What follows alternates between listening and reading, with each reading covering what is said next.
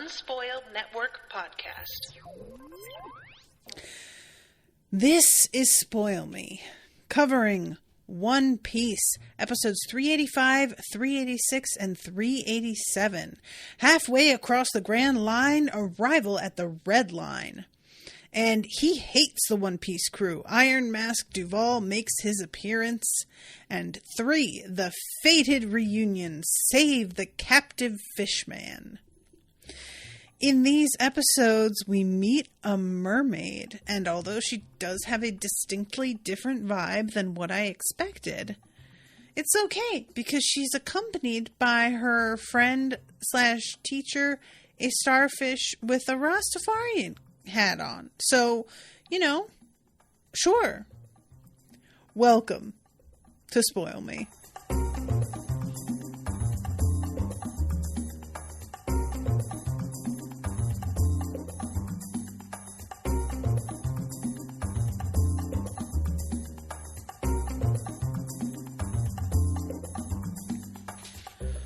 Welcome to the show, everyone. I am Natasha. Thank you very much to, I believe it's Florian that commissioned this episode. Thank you, Florian. And Florian is here in the chat listening to me whine and complain, and I appreciate you very much, Florian, for bearing with me on that. This trio of episodes, first of all, we're on a new season, so to speak. This show doesn't really do like traditional seasons in that way, but according to the drop down menus on here and on Hulu, it's a new season. And I know that there were some filler episodes before this one. I had been messaging with Florian, and he said that they were some of his favorites, and I fully plan on watching them like right after he and I talked about it. And then things did not go to plan, as is so often the case. So I haven't gotten a chance to see them yet. But I did see that our Slow friend returns, and I'm definitely going to go back and watch those. I have to watch those. And there was another chunk of filler episodes. I almost called them spoiler episodes. A ways back at this point. I believe before the Thriller Bark arc even began. So I'm planning on doing a day where I go back and just like let those roll. But these, we start off in the there's an episode that's really a lot less happens until the very, very end. Most of what we get at the first half of the episode is everybody thinking about the Red Line and what it meant to them and what it was like to cross it.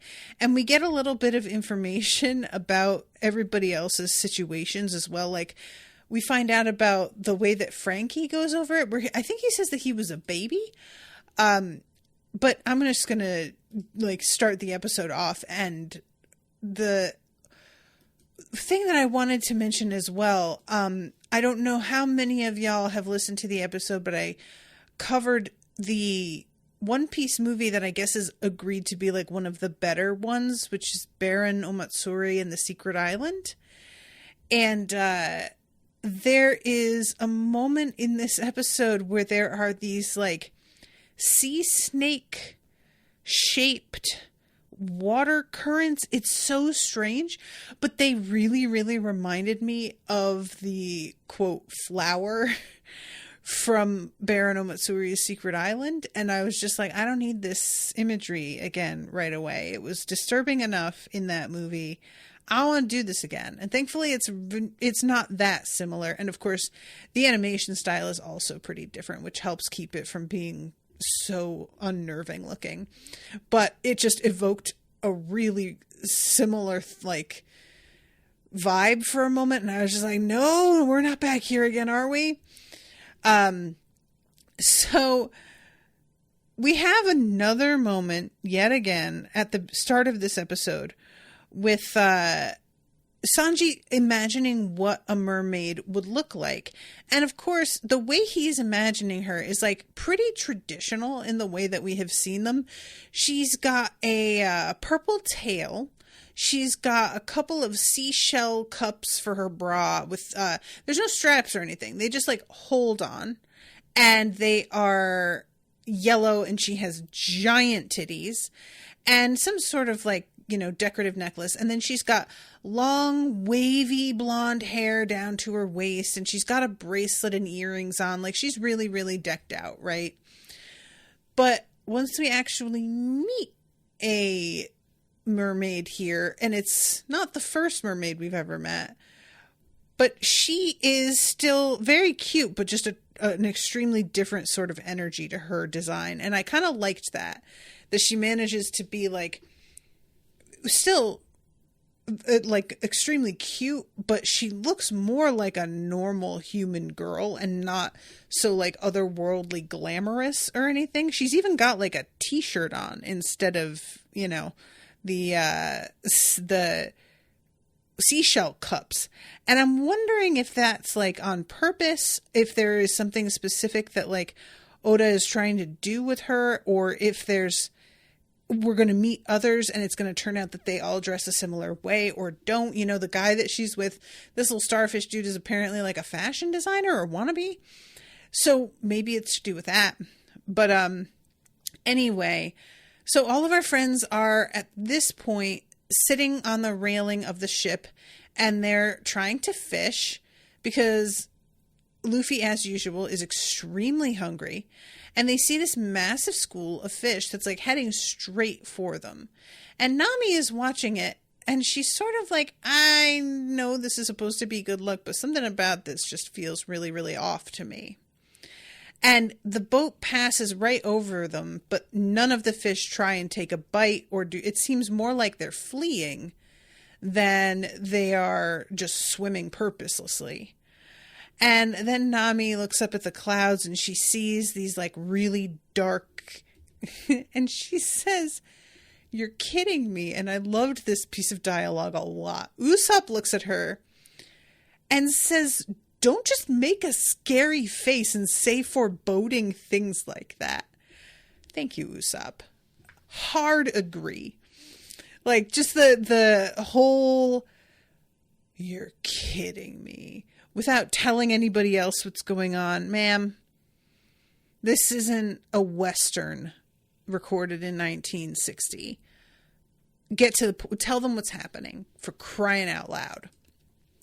So all of a sudden you see this like whirlpool develop, and the camera pulls back and there's a bunch of them. And she says it's a sea snake current, to which Chopper says, "Okay, but what's that?" And then all of a sudden, all of these sort of tentacle looking like spires of water begin to come up out of the surface of the ocean like they are cyclones almost. And I think that this is like actually something that can occur, not to this degree. There's a scene at one point where we're looking at the ship from far away and they're surrounded by what looks like at least 50 of these. And I don't mean it quite like that, but I think that a sea spout, if I'm not mistaken, is what they're called. And it's when there's like kind of a combo of a wind and water current, and it causes it to become airborne like this. And it's sort of like a visible tornado. So yeah, they're all looking at this, and of course, instinct that they all have is like, okay, we can just fight this. And, at first Sanji for a moment is just like, I'll steer away from them, but he can't get the wheel to budge, which makes sense because these are extremely powerful currents. So the first one to jump in, as usual, is Zoro, and he slices one of them.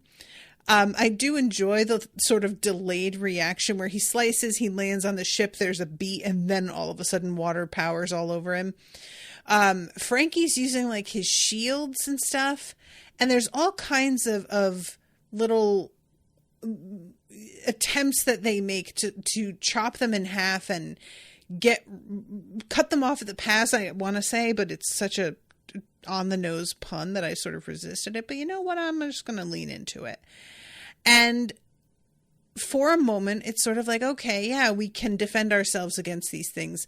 While they are very big and scary, they are not living. And so they don't come after us with the same like purposefulness or tactic that a live creature that's a predator would use. But as soon as they start to think, okay, we're in the clear, we can get through this, Nami starts looking ahead, because what Frankie proposes is using that ability of the ship to fly ahead. And I think that it's a maximum of 1 mile is as far as they can go if they go airborne.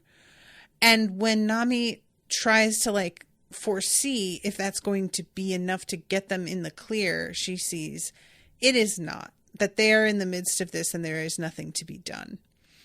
And it's honestly like, I really enjoyed this part just because we have met up with so many creatures and we have met with so many bad guys that they're just being a sort of like naturally occurring phenomenon that they have to deal with. I really enjoyed this, you know, and it sort of reminds me a little bit of the Red Line and the fact that this is like a bizarre waterfall that they have to climb up and over. Like, as far as I recall, the Red Line wasn't built by human beings. That's just a naturally occurring structure, if I'm remembering right. So they all start to panic, basically, because Nami is just like, there's no escape. And Brooke says, I'm going to go ahead and play some music and you guys can all sing along.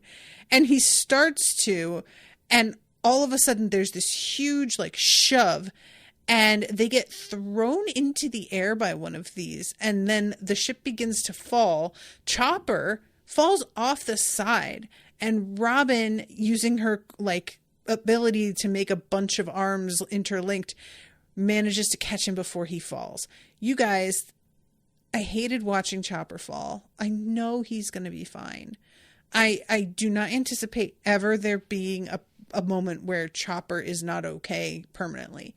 But it's just that free fall, and he's so little, you know, and everybody else is like on the ship and fine. I don't know.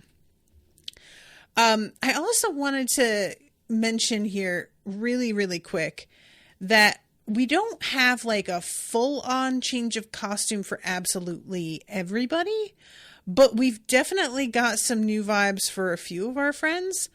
So Chopper's still in red shorts. I can't remember if his are the like he's usually only in shorts, if I remember correctly. So I don't think that's really changed. But we have an outfit for Nico Robin, and I don't know, I was about to call her Nikki, and you guys know, I don't know what happens with me, but her name just like doesn't want to wedge itself in my brain, and I don't know why that is. But she is wearing this sort of, I want to call it almost a Saturday Night Fever vibe, because it's a very popped collar and it's sleeveless and V-neck, but it's got a very disco sort of look to it.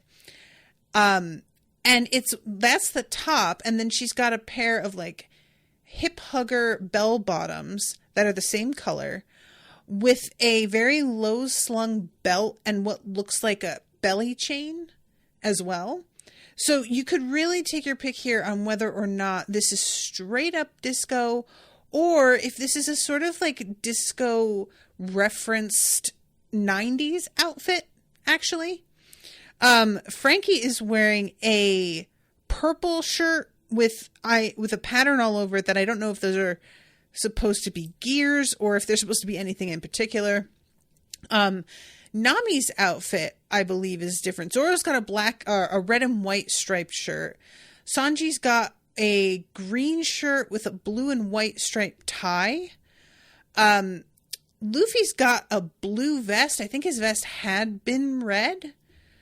And you know, I'm not sure whether or not there's always a costume change every single season for everybody. But Nami has, and it was hard for me to catch it because for a lot of this episode, we're pretty up close on people. You know what I mean? Like I don't think it really sank in for me how different her costume was until a little bit later. But there is a point at which she's in an orange flowered top and a like a yellow beaded necklace. And all of our friends are looking over and they see the red line and are thinking back to the moments where they decided to go to the Grand Line and team up together and what their goals were going to be. And it's just a sort of flashback moment. And I do enjoy that everybody is sort of reminiscing about like how much they've grown and how even though technically not that much time has passed, it just feels like it's been ages. And that's so like time is such a bizarre thing because there will be moments where you're like, wow, was that only 5 years ago? That feels like, and you guys know what I'm talking about, especially the pandemic, I think, fucked up our perspective of time. So there would be like a news cycle that would happen of a particular story. And then like 3 weeks later, somebody would be like, hey, do you guys all remember like a year ago when such and such happened? Except that was literally 4 weeks ago. And that was, it was very like helpful to me to see that other people were experiencing the same thing, because I kept being like, how can it simultaneously feel like no time has passed, but also like an eternity has passed? How does that work? And it all depends too on like how much has really dramatically changed in that time, and how many things have been like a real slow progression of change, but not major ones. And that's sort of what's crept up on me here. Like, I moved to Texas. This year will be 9 years. And I do not feel those 9 years, because I pretty much am doing a lot of the same things as I did when I first moved here. I'm still recording a ton. I'm still with Owen and living in the same house. And even though we got married, and even though, you know, in terms of like the way we live, a lot of things have changed, there hasn't really been anything like truly substantial that has been a sea change for either of us, I wouldn't say. So whenever I realize that I'm going on a decade, you know, I have to stop and be like, what the fuck? Because I do not feel it at all. And then there are times where somebody's like, oh, do you remember such and such? And we did that like last year. And I'm like, last year? That was like 4 years ago, wasn't it? Oh, Gus is in the chat and says, yes, it's a criminal, in parentheses, Crimin brand t-shirt that Popug is the designer of. Popug. I hope I'm saying that right. In the manga, it's a whole sequence of different weird weather phenomena. At one point, it even snows cotton candy. Oh, I wish we'd gotten that. That sounds really fun, especially because Chopper loves cotton candy so much because it's on his poster. Gus, does he have a moment in the manga where he's eating the cotton candy and like really happy and excited? Because, you know, I want to see that. Demian says the starfish's name is Papagoo. I really don't like it. I might be saying it wrong, and that's why I don't like it. But I don't like it. So, just letting you all know that. Oh, right. And then Nami is like in a rain slicker at one point, like a pink rain slicker. So yeah, they all just like reminisce here. And we have some flashbacks with Brooke as well. And I had thought, you guys, and I guess it's just supposed to be that we're at like a different spot on the red line. But isn't this where they met Laboon? Isn't he like at the red line? I thought this was where they met him. Or are they just not near like the sort of entrance exit? It's just a really long wall, right? So maybe it's just a different spot on it. And I was really surprised to find out that they are looking for Fishman Island before they try and go back to Laboon. I was certain we were doing Laboon first, even though they talked in the last episode about going to Fishman Island. I was sort of assuming that this was going to be the first stop. So I am not understanding like the setup of the universe here, as is usual, because the way this map is doesn't really make sense for me. You know, I know that there's like a plan in place, that Oda has a map that he's working from, but every time that you guys like show me the map, my brain fails to comprehend it because it's just so wacky. Oh, Gus says they're an entire hemisphere away from Laboon. Demian says the red line is a circle around the globe. They're at the exact opposite side of Laboon. Florian says there's a short animation somewhere in this episode that shows it good, I think, the world and where Laboon is. Oh, how did I miss that? But anyway, so yeah, they're all realizing that the way that this natural phenomenon is happening is very similar to the way the knock-up stream worked, and that they were terrified of that, but it ended up being okay. It's still like, at the time, they were sort of thinking, maybe we're going to die. And then they wound up in this like cool magical land with clouds for furniture, and they're all basically gritting their teeth and going, if we were able to survive that, we can survive this. And Frankie does his coup de burst as they like crest the top of one of these like huge cyclones, is what I'm going to keep calling them. Sea snakes, I guess. And they manage to propel themselves up and out away from them into the air. Everybody is looking so happy and relieved about this, except for predictably Usopp and Chopper, who are utterly terrified. And for good reason. There's like a temptation to see this ship as being like an airplane, but there's nothing holding it up. It's just been flung. You know, it's just a straight up like slingshot, basically, you know? So yeah, this whole moment, maybe this is a spot where it's, because Nami is talking about how it feels sort of nostalgic and I'm getting a little bit choked up. I thought for sure that Sanji was going to chime in there and say something or try and comfort her, but he just lights a cigarette. Usopp himself is crying a lot, and Zoro is the one who says, I feel like we've really grown up. Oh, here it is. I see the graphic now. Wow. Okay. It's sort of odd the way it's set up. The Twin Capes where we met Laboon are connected to the red line on the other side of the world. Okay, I gotcha. I like must have blinked and missed that because it's a pretty quick little animation. And also during this episode was when I was interrupted with a neighbor at the door with my two dogs who had both gotten out. So this is the moment where everybody is really feeling like, all right, we made it out and shit's good. We have a little bit of downtime with everybody doing the things that they enjoy, which you guys know that I always want more of this. Most of what we've got here is Zoro lifting, I want to say lifting weights.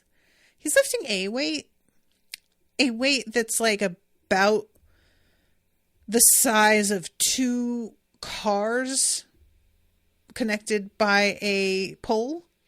He is lifting it with one arm, and then he flips onto his hands in a handstand and puts the bar on his feet and begins to do like push-ups with the bar balanced above his head, which is the sort of thing that, while I know this is an exaggeration in a cartoon, I have seen people actually do stunts like this.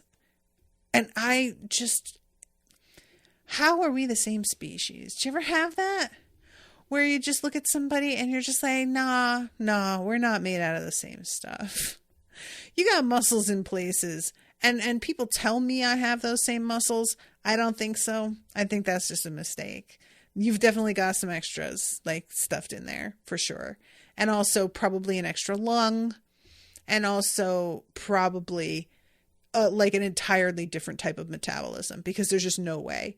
And I know that's not strictly true, but it's like a little bit true once you get to know some of how these people's bodies work. It's like, no, they are working at like a particular optimum level for whatever reason. And so this moment where he does this was just making me think of a couple things that I'll like be scrolling Instagram and all of a sudden I'll see somebody doing something truly wild. And I'm just like, well, I give up.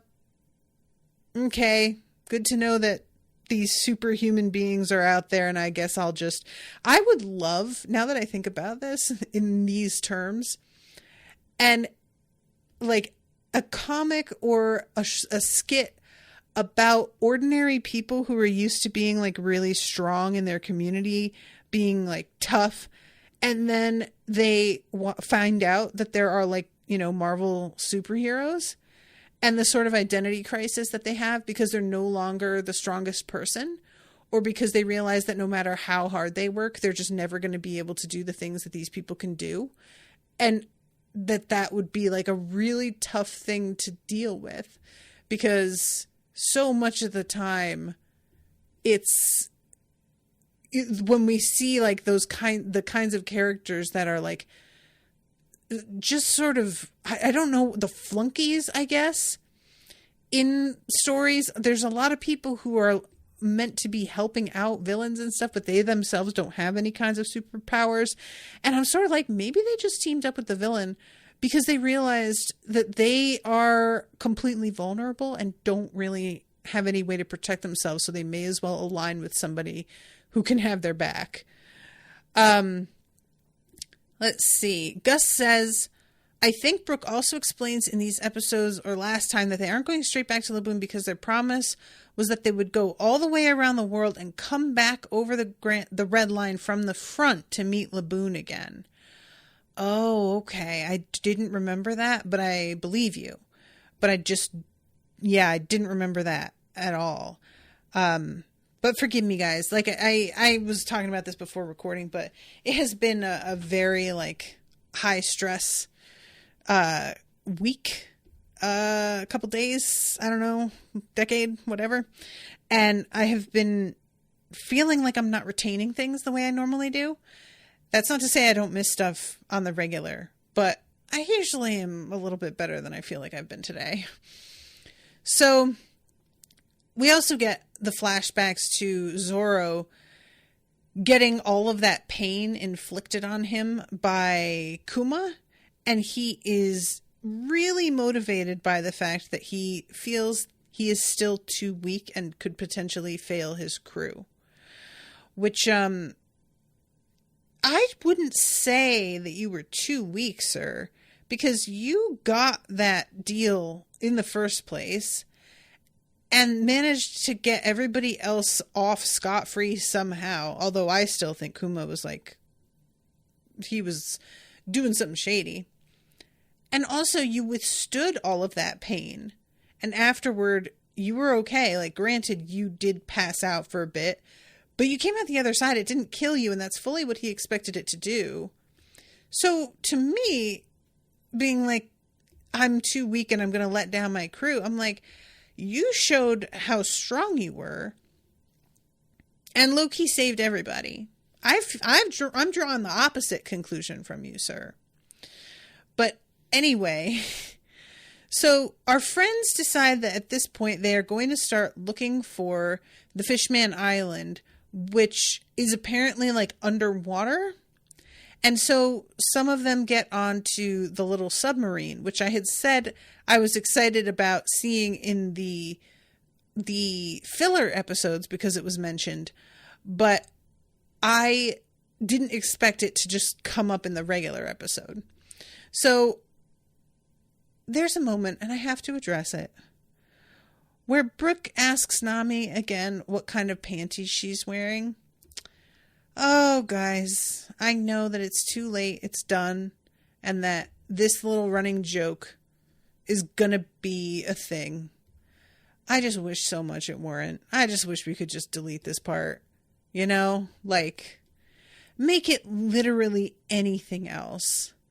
You know, what I would do, were I to be somebody who, like, came in and just sort of went over some things that were really problematic, is I would make Brooke, because he is obsessed with his afro and it's such a part of his identity, I would make him be really like curious how Nami maintains her hair and asking her what products she uses and stuff all the time. And like during really inopportune moments, be like, you know, I saw this like deep conditioner somewhere, but you had to keep it warm. And I don't know if I have the setup to do that. Have you ever tried this? Like just during, you know, a battle where it's not really appropriate to be talking about hair care. But I feel like you could do something where he has a particular like connection to Nami, or not connection, but like she's the primary person he's talking to and is going to with this little, you know, repetitive joke, and not have it be just straight up sexual harassment. So let's just pretend from now on, every time that he does one of these jokes, that he's just doing a little like deep conditioner hair care joke. Can you recommend a hot curling iron or something? I don't know.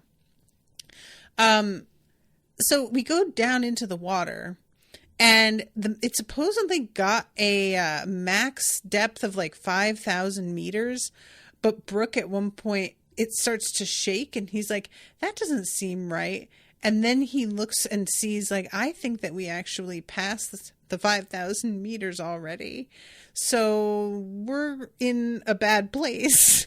This is no good. There's water pressure, and it's going to crack this submarine like a tin can. Hey, everybody. Those of you listening far into the future may not feel this as acutely, but I'm recording this, I think, 3 days after they found the pieces of the submersible, the Titan that went down to see the Titanic. They never found bodies because likely there aren't any. They probably just got completely like pulverized into paste from the pressure and basically like, you know, became powder. Wet powder. But all I could think about was that in this scene, y'all. I did not need this particular like shaking, oh, we went too deep. It's more than this sub can handle after that whole thing.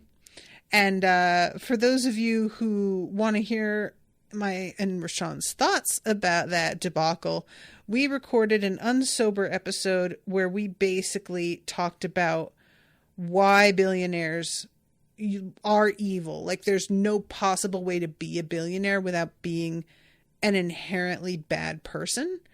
And thus why we were not particularly sorry or able to work up much empathy for the folks on board, because they got killed due to traveling in a vehicle that was like built to skirt around all kinds of regulations. And rich folks are the ones that are always pushing for deregulation, but normally it's only the poor people who get to suffer the consequences of that. So there's something that feels extremely appropriate for a change about some rich folks getting bitten in the ass by their own desire to just like circumvent the law. And also the fact that these assholes wanted to do what they wanted to do without oversight. So they purposely like tried to go into international waters to make it possible to avoid certain laws and regulations. But then once the submersible was lost, one of the, I can't, it's not the CEO because he's the one who died, but there's one of the guys who was in charge who basically said, any like government that refuses to help us with the effort of finding them, I am going to let all the public know that you refuse to help, which is really a hell of a flex because you straight up did this so that you were not under the jurisdiction of these countries. And now you're like, you better fucking help, because why? What? The audacity of these people. It's beyond belief. Anyway, so you guys, I'm sorry, but I had to mention it. You know I had to mention it. So at this point, this creature comes up and looks like it's going to bite them. He's got a very rabbity vibe. And it's a bizarre thing because a rabbit underwater, it's just not something you're used to seeing. He's got fur, for sure. And it's like, for sure. And also the long ears and everything. And I was just sort of like, what is this doing down here? What even? And we wind up seeing it again later. And everybody's treating it like a joke, like, oh, woohoo, it's about to eat us. Meanwhile, up on deck, everybody is like, what is this, like, good or bad? Should we go in and rescue them? I'm not even sure what we should be doing. And they all get very distracted by Sanji prancing out with a pear tart. And he's so excited about presenting this to all of them that they have him animated with these like wavy legs. I love these. I love these weird animations of him. But yeah, they're all delighted having their pear tarts. And I was just like, oh, that sounds so good. You guys, if I were extremely wealthy, after obviously helping my friends in it, I would probably keep on retainer a chef to do like meal prep for me maybe once a week so that I didn't have to do it. And one of the things I would have them do was like a particularly intricate pastry dessert. The kind of thing that like you can't really get it out in Texas. You have to make it yourself. And if you're going to make it yourself, it's a ball breaker. So, because there's so many things that I know how to make them. And I even enjoy making them. But they take specialized equipment or space. And it's just not going to happen in my little kitchen.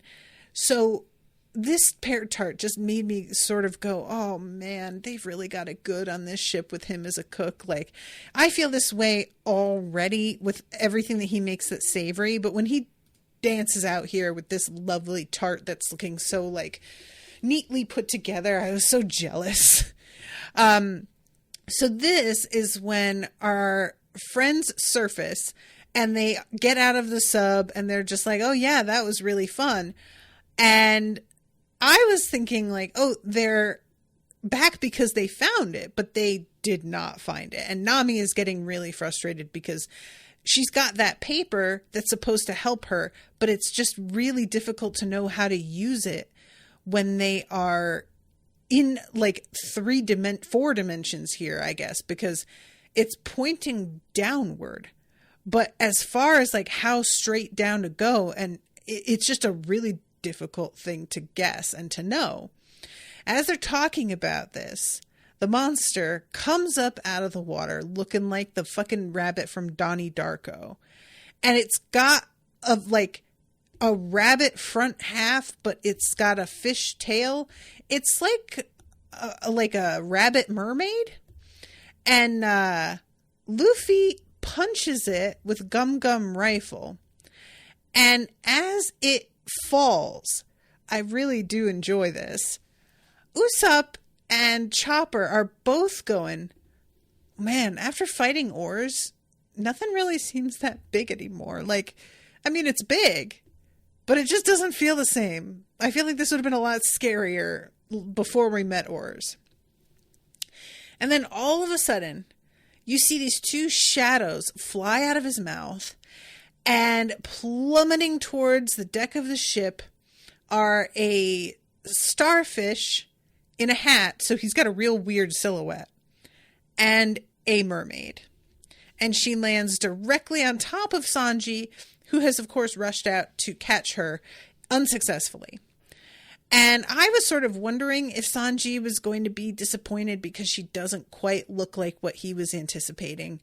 But I should have known better because Sanji really is kind of an equal opportunity pervert. Like, in terms of, obviously, when it comes to Kokoro, the incessant fat jokes are very tiresome, you guys. So I'm just going to skate right past that. But in terms of like, if a girl is cute, it is of no consequence to him what color her hair is, how long her hair is, and they all in this universe have the exact same face, so that's kind of not an issue at all. But yeah, so this mermaid, she's got the little t-shirt on, she's got green hair that's spiked out, she's wearing this little backpack that looks like something straight out of Animal Crossing to me. And she's a little bit freaked out to see them all, but she's extremely cheery. And like a second later is just going, oh, I'm so sorry. I'm really glad to meet you all. That's like the 20th time that I almost have been eaten by a sea king, and I'm getting really tired of this. And I should pay you back. So how about some octopus fritters? And this begins an ongoing thing with Luffy where, and I honestly relate to him so much with this, where she mentions the octopus fritter here, and that just becomes the driving force of absolutely everything that he does for the next 3 episodes. And I think this is one of those things that like really made me realize what a food addict I am. And I'm chasing this dragon when it comes to food, where I'm looking for like the kind of good feeling that I would get when I ate certain things. It's not about the food itself. It's about trying to like recapture a moment. But I am also really, really impressionable. So if I'm watching television and somebody shows me like a picture of a gooey piece of pizza that's being pulled out of a whole pie with the cheese like drooping, I will not be able to stop thinking about pizza for at least a couple of hours. And I can sometimes shake it and I can move on with my life, or I can completely lose the plot and be like, well, it's pizza time. It's pizza time. Pizza time is now. We're doing pizza. And that could be with anything. Like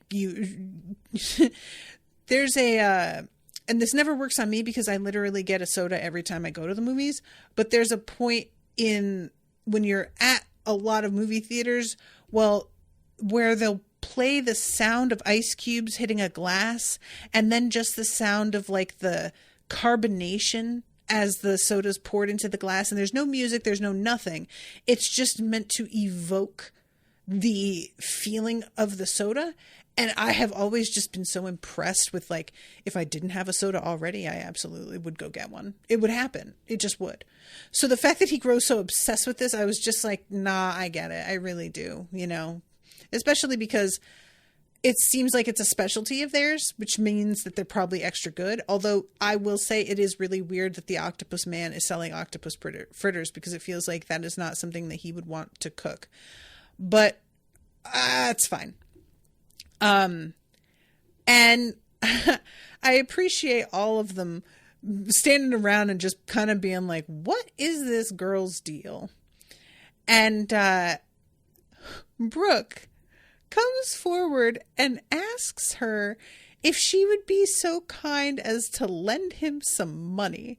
I don't know what the deal is here. I thought that there was going to be another panties joke, but because she wouldn't wear panties because she's got a fish bottom, I was sort of thinking that was going to be the punchline, is that of course she doesn't, you know. Luffy asks her the same question about pooping, and she is like, she's trying to answer him and say that she does, but Sanji doesn't want to hear it. And then we slow pan over to her friend, the starfish, who seems very sad to not be included in the conversation. And Luffy drags him over and is like, is this a talking glove? And she says, he's my pet and a starfish. He's also my teacher. And he's got the wildest voice, you guys. This starfish, when he is talked to a little bit later by Luffy, who's like, how did you learn how to talk? He says, basically, I grew up thinking I was human and I by the time I realized I was just a starfish, I had learned how to talk. To which Luffy says, wow, I didn't know talking worked like that, which is honestly one of the best. It's not just the line itself, it's the way it's delivered, like totally innocently, that made me LOL. That bit got me good. I don't know why. And he sings a song, and you guys, it really is like, I'm not sure whether or not it's supposed to be that he's really bad at this. I am assuming it is, because Brooks' thing whenever he was playing music was so good. And I don't know if maybe it's just they didn't work as hard with the translation because they didn't feel like it mattered or what. But he is terrible. And he's just like singing this little introduction up for himself. And it's just a real weird moment, and I kind of expected everybody to just be like, okay, I guess, dude. But basically, they all just get distracted and don't pay attention to him. I thought they were going to actively mock him, and it's more that they just move on. And I'm just, look, guys, I understand that we can have like a joke about somebody being a bad musician, and that's fine. But I'm somebody who has a really hard time with watching people sing or musical numbers when they feel like really forced anyway. So I am just going to cross my fingers and hope that it's not going to be a running gag that we have to deal with a bunch, because I felt like it was supposed to be a lot funnier than it was. So anyway, we find out in the course of things, she has a transponder snail. And she's talking to somebody named Hachi. And everybody is sort of vaguely like, that name is familiar. But the person, Hachi, is supposed to own this transponder snail and be the one that answers. But the guy who picks up is not him. And is gloating over the fact that, like, we were planning to sell your friend. If you want to save him, you'd better hurry. And they're trying to, like, lure her in. I thought when we go to the scene a little bit later and they're like, your plan worked exactly as possible, she's coming to us. I thought that this was an attempt to lure the Straw Hats as well. I thought they already knew that she was with them, which of course they don't. I don't know why I would think that, but they find out pretty quickly. So yeah, basically what happens here is Nami volunteers everybody's services in helping her friend in payment for this girl showing them where Fishman Island is, which wouldn't be a hardship for her since that's likely where she would be heading anyway. And, they come to this agreement, but everybody behind her is sort of mad at the fact that Nami is acting like she's their boss. But I think she is their boss. So I think it's fine. If you guys want to get somewhere and she's your navigator and she needs help, that's about as good a deal as you're going to ask for, in my opinion. So she is thrilled. It's like, okay, you guys are going to help me save Hachi. Perfect.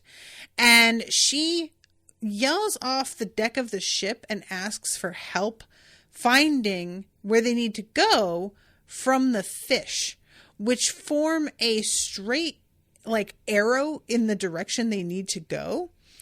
And it is a really fun little bit until the fish are like, oh, something's going on, so sorry, we're going to have to get back to you. We can't finish this. Meanwhile, we go over to Duval's little kingdom, I guess, on this C-shaped island. And I don't know if it's an actual island or if it's a ship in and of itself, since we've seen islands that are actually ships. But his henchman, we've got a dude who's like...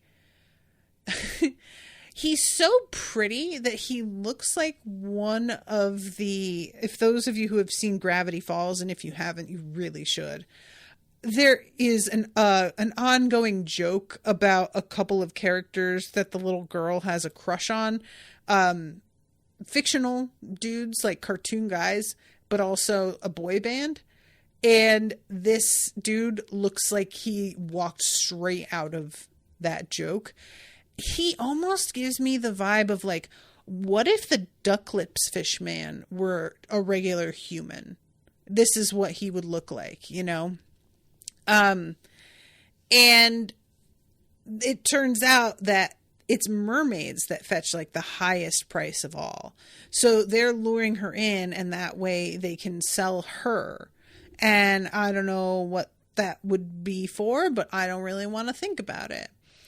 Hachi is sitting here really sad, tied up, and once he hears that the Straw Hats are here, begins to freak out that not only are the Straw Hats going to kick everybody else's ass, but as soon as they see him, they're going to recognize him, and they are going to come at him for what happened on the island, which they were not wrong. He was not wrong initially. They were going to do that.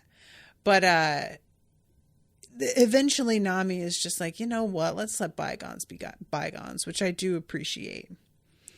So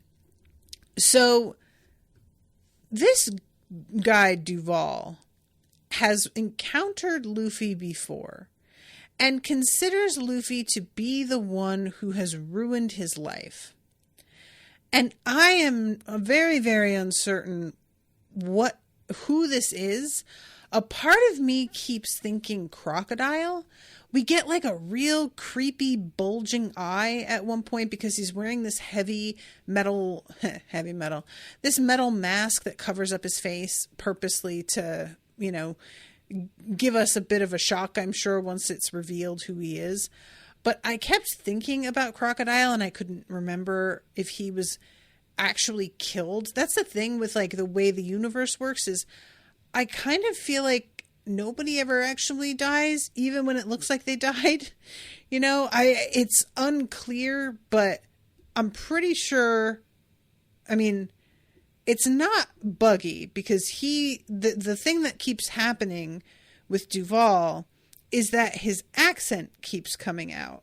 And I only started watching the dub, like, you know, in the fourth arc. If this character were dubbed with this accent, I wouldn't know it. And I'm pretty sure that Buggy wasn't dubbed with a southern accent. Although I'm feeling like I remember you guys saying that Crocodile was dubbed with a weird accent. So maybe it is Crocodile. And I wouldn't be mad if Crocodile came back as a villain, because he was just so scary. But this guy does also seem extremely huge, and I don't remember Crocodile being this gigantic. So I'm trying to see, like, he's got the bell-bottom pants and boots that look like Western boots. He's got a sort of harness across his chest. This is like ringing vague bells, but like not enough. You know what I'm saying? And a sort of what looks almost to be like fur scarf draped around his neck with like a black leather jacket and these giant metal epaulets. Oh my God, you guys.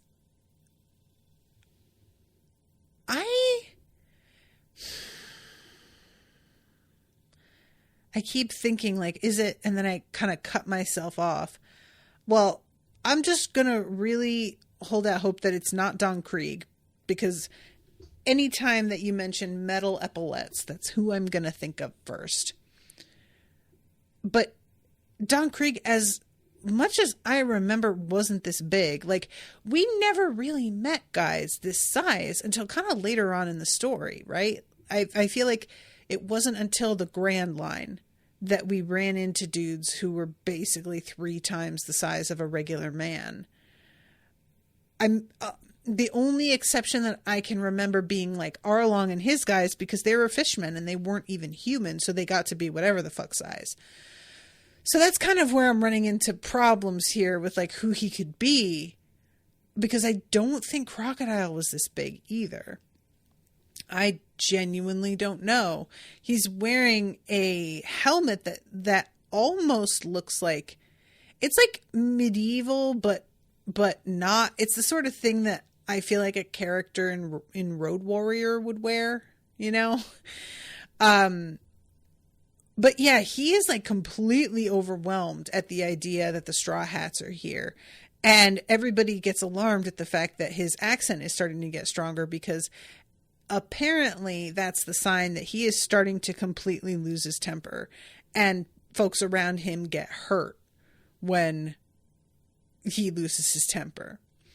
So he tells everybody to fucking listen to him and be extremely careful with how they deal with these guys, because if they fuck this up, he is never ever going to let them forget it. I don't know if maybe this is somebody that's like from even beyond where we saw in the show, like further into Luffy's past. I don't know. So they set up this trap.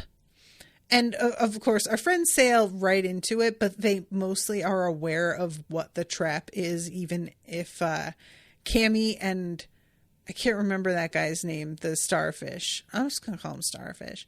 His voice, you guys, his voice actor, it almost feels like he's trying to do like an Iago from Aladdin kind of thing. It's not quite as, it's not like an imitation of what's his face, but there is a sort of like crassness to it.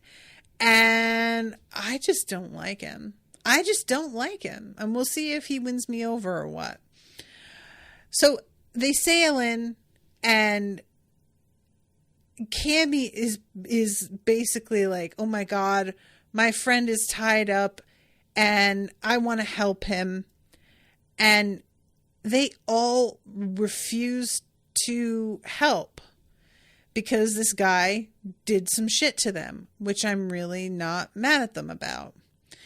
And she is so upset that they are just going to fucking abandon her after promising to help, that she jumps into the water without any sort of plan at all. I think that it's Usopp who's like, oh, I'm sure she has a plan. But guess what? They do not. And she jumps in and immediately gets scooped up by a bunch of baddies who are waiting under the water. It's so embarrassing how completely immediate it is. So they're hoisting her above their heads, and Hachi is watching and really, really upset. Sanji starts to step forward and is clearly like, I'm going to do something about this. But Nami is watching Hachi and the way he's like freaking out. And he is pounding against the bars of his cage and seems genuinely determined. Like, I'm going to fucking save her if I have to beat myself to a pulp against the inside of this cage to do it. And that seems to move her. And she's like, all right, you know what? Let's go ahead and save him. He isn't all that bad. He isn't like the other ones. And we did promise Cammy we'd help. So let's go for it. Of course, Sanji is just delighted with this move. He starts doing one of those little dances where he's spinning in place like perfect pirouettes. And Luffy says, if you say it's okay, it's okay. He's got a weird bracelet around his arm, and I don't know if that's significant, guys, but I don't remember it. And when he turns around, there's drool dripping out of his mouth, and his eyes are octopus fritters, which I'm really glad that's in the dialogue because I did not know what was going on there for a minute. And this, like, the whole thing with this dude, he's sort of sitting in the dark, in shadow, and he's on one of the transponder snails, and he's talking to the flying fish riders, who are the ones that brought him the report about Luffy to begin with. And these flying fish, it is a really neat design. Like, they're underwater for a lot of it because they have like fishbowl headsets for oxygen and whatnot. So that, like, that combo with the fact that the flying fish are equipped to sort of look like motorcycles, it's a very fun aesthetic that it took me a little bit to really understand what they were doing, because initially I was like, these guys look like a motorcycle gang, but I wasn't really getting how that could be. And then once I really saw the flying fish a little bit better, I was like, oh, I see. Okay, we're doing like, they're a biker gang of the sea. And this is when Luffy uses his rubber powers to scoop up Cammy and get her back on his boat. And then he yells for Zoro to chop open the cage and let Hachi out. And Hachi, for his part, I appreciated this, despite the fact that he is going to be saved by these people and he could just keep his mouth shut. I guess it is for his own best interest as well, but he's just like, guys, there's still a trap, you know, so just like be careful. And as they are about to like let him out of the cage, Duval says to his men, okay, now attack. And we go back to the surface and everybody is just sort of, it feels like standing around happy with their guard down. It doesn't seem like anybody really understands the level of the fight that's about to go down, because they don't know that Duval has a personal grudge against them for any particular reason. I think that's really what it is, you know? So this is the moment where Hachi is yelling to all of them, guys, you need to stand back. And Luffy just says, bring it, you dumb flying fish. And they're coming up underneath the Sunny. And meanwhile, throughout all of this, Duval is just in some weird room by himself, like gazing morosely at the tabletop. Not really, you know what I mean? He's just got a very strange energy here, where as much as he's like obviously brooding and enraged, he doesn't want to be any part of this particular fight. He wants to deal with them once they got, but he doesn't want to be part of the takedown, which I think is kind of interesting and makes me wonder, is he tired of fighting? Is that what it is? He keeps talking about how if he takes out Luffy, he'll get his life back. And I really want to know what that even means. So, Gus says it's the bracelet Nami let him have from the treasure in Thriller Bark. Okay, cool. Thank you. So yeah, I'm going to wrap this one up, but I really did like these episodes. It was a very unexpected direction that we went in, but I also do like when there's like a character that had been an enemy that kind of turns a corner. So I'm interested in that for Hachi. We'll see how he does. All right, guys. Thank you again so much for hanging out. Thank you to Florian for commissioning this. Until next time, toodaloo, motherfuckers.